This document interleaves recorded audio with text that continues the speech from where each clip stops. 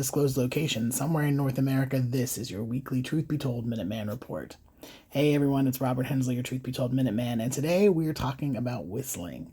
Specifically, we're talking about whistling at night. Now, I don't know about you, but I heard this as a child growing up in the mountains of Appalachia, that we do not whistle at night.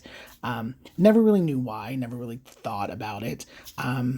And then I've heard recently that it's a Native American tradition or superstition. But when you grow up in the mountains, the backwoods, we're taught that whistling at night is a dangerous act because it could potentially summon or attract evil spirits, bad energy, demonic presences. So it's not something that we take lightly. Now, I, of course, went down one of my rabbit holes, and there are a slew of stories on Reddit about people who have whistled at night, heard a whistle in return, and then they whistled back and either heard a hiss or a whistle like right beside them, or realized that the returning whistle was coming closer and closer to them, even though they couldn't see a person or an entity that was whistling.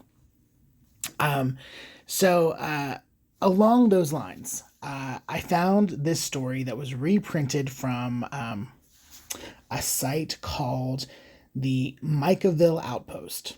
Now, Micaville is a small township in Yancey County in North Carolina. They have 165 residents, people that live there, and 15% of those people are living below the poverty level.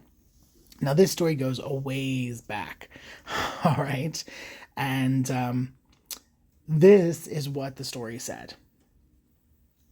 Early settlers believed that some things were better left undisturbed in the deep hollers of Appalachia. Children would sometimes tempt fate by sneaking in a whistle while finishing their evening chores close to home. Of course, there were always headstrong children who were compelled by supernatural forces to conjure and corrupt. Now, three sisters, lived near an abandoned Cherokee mica and feldspar mine near Micaville.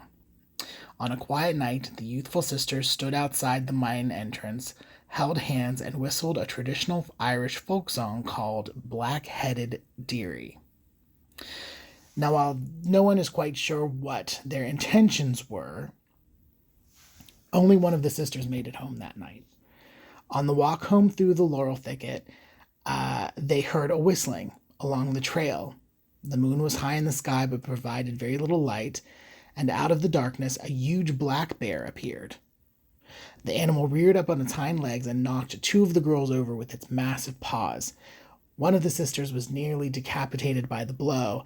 The other screamed in agony as the bear ripped through her arm and then finished her off with a snap of the neck, which gave the last surviving sister time to run away. Now, the family didn't want anyone to know that the sisters had been at the mine, that they were outside holding hands and whistling in the dark. They really tried to bury this story. However, rumors, as they do, started to spread through the nearby hollers, and people believed that this young woman had ill intent, that she was a witch or that she was in league with the devil. It forced her family to really kind of go into isolation, and she lived her long life in isolation, surviving only on what she could grow or forage.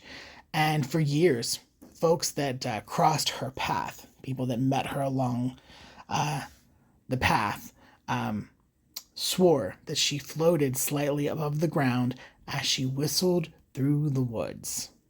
Now, that's the story that was reprinted from the Micaville Outpost. But this really is quite a prevalent Appalachian folk story, a superstition as far as not to whistle in the woods. Now, security experts have weighed in and said that, of course, if there is someone out there whistling and you hear it whistling back, especially in the dark and when you don't know what the intention of the other party is, doesn't do anything more than give away your location. And as far as people who are whistling or get into a whistle battle with an entity in the dark, and if that entity seems to be getting closer and closer, stop whistling, right? Once you stop answering their call, they'll lose interest. Or that's what's being said. A lot of stories out there on the internet about whistling or people who have whistled after dark and the encounters they've had. If you're interested, check those out. And remember, there are 3 opportunities each week for new content from Truth Be Told. Myself with the Minuteman Report just about every Monday. I missed last week. Sorry about that. Mondays at 3 p.m. Pacific, 6 Eastern. Bonnie Burkert on Wednesdays with Truth Be Told Transformation.